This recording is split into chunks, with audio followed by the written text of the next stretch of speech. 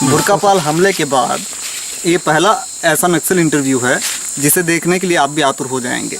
इस वक्त हमारे पीछे आप नक्सली सदस्यों को देख सकते हैं और साथ ही हम आपको डीवीसी जो डिविजनल कमेटी मेंबर जो होते हैं वो है हमारे साथ बने हुए हैं। इनका नाम है जगदीश। चेहरा ना दिखाने की शर्त पे हमें इंटरव्यू देने के लिए तैयार हुए हैं। इनसे हम बात करके जानते हैं बुरकापाल की सच्चाई क्या है। बुरकापाल घटना कैसे हुई और क्या क्या हुआ था? जो बुरकापाल घटना जो 24 अप्रैल में हुई है, जो हमारा पीएलजे का प्लान था कि उस एम्बुस में फंसा कर उनको मारना है करके हमारा प्लान था। लेकिन जो हमारा जो पहले का प्लान में पुलिस वाले नहीं पहुंचे हैं, जो साइड में आकर लोग उनका मतलब काम चल रहा था, उनका ऊपर हम हमला किया। अच्छा, उस हमले में ये बताया जाता है कि लगभग 20 नक्सली मारे गए हैं, तो इस बात में कितनी सच्चाई है? जो उस हमला में हमारे 2 ही साथी मारे हैं, मतलब शहीद हुए हैं। जो साथी शहीद हुए हैं उनका नाम है, एक 24 PL कमांडर अनिल है, एक सेरला एलोस कमांडर रवि है। उस हमले में पापाराव के पेट में गोली लगी थी, क्या ये बात सच है? उस समय जो उसमें तो लगी थी, वो अभी स्वस्थ हैं। और तीसरी बात, जब यहाँ पर ध्यान देने वाली बात है, जब यहाँ पर IG SRP कल्लूरी हुआ करते थे तब नक्सल घटनाओं में कमी आई थी। आप कहीं IG SRP कल्लूरी के समय कमज़ोर तो नहीं पड़ गए थे? जो हमारे बस्तर में तो कुछ कमज़ोर नहीं हुए है। यहाँ तो जो कल्लूरी पहले से भी यहाँ थे, उस समय भी तो हमारे पीएलजे बहुत जगह में हमला किए हैं, पुलिस वाले के ऊपर हमला भी हुआ है, ये तो चलते ही रहा है। अच्छा, ये बताइए कि आप आदिवासियों की हक की लड़ाई की बात करते हैं, किस हक की लड़ाई की बात करते हैं?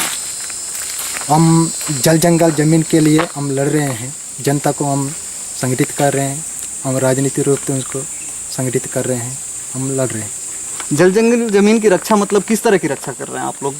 किस तरह की लड़ाई है आपकी?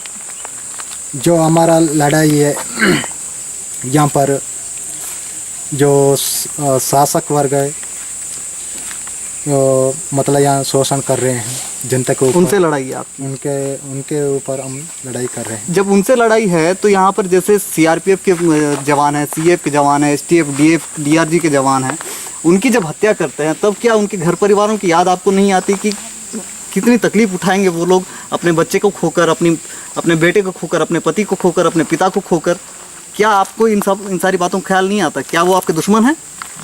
जो CRPF जो भी फोर्स है सरकार के, जो हमारे दुश्मन नहीं है, लेकिन जो शासक वर्ग के लिए, सुरक्षा के लिए उन लोग दलाल सामंती साम्राज्यवाद के लिए उन लोग काम कर रहे हैं।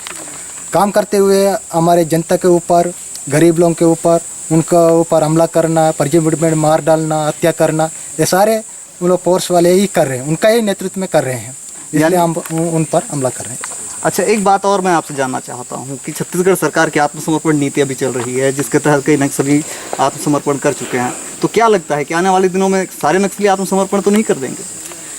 ये जो या आत्मसमर्पण पॉलिसी जो सरकार चला रही है यहाँ तो हमारे कुछ एक लोग गए हैं, ऐसे बात नहीं है, लेकिन ज़्यादा से ज़्यादा यहाँ देखने से जो हमारे साधारण जनता को यहाँ से जबरन पकड़कर मतलब सिलेंडर दिखा रहे हैं। उस दिन मतलब यही मई में जो सिंतागुप्पा का पंडा है, वो CPI लीडर है, उसको भी पकड़ के ले जाकर सिलेंडर करके दिखा रहे हैं। वो हमारा कोई संगठन का सदस्य नहीं है। अच्छा, ये बताइए कि जंगलों में भटकते हुए आप कितने दिनों तक रहेंगे? क्या आप आत्मसमर्पण कर सकते हैं? हम आत्मसमर्पण नहीं करेंगे, हम आत्मसमर्पण के लड़ेंगे, लेकिन आत्मसमर्पण नहीं करेंगे। तो ये थे DVC जगदीश, जो इस वक्त हमें आपको संबोधित कर रहे थे, बता रहे थे। उनके इंटरव्यू में उन्होंने साफ तौर पर कहा है कि IG SRP कल्लूरी के रहते समय भी वे कमज़ोर नहीं थे और ना ही वो आत्मसमर्पण करेंगे। नक्सल नीति यानी कि जनवादी क्रांति, जैसा कि इन्हीं की जुबानी कहती है, उस पर ये अब डटे रहेंगे और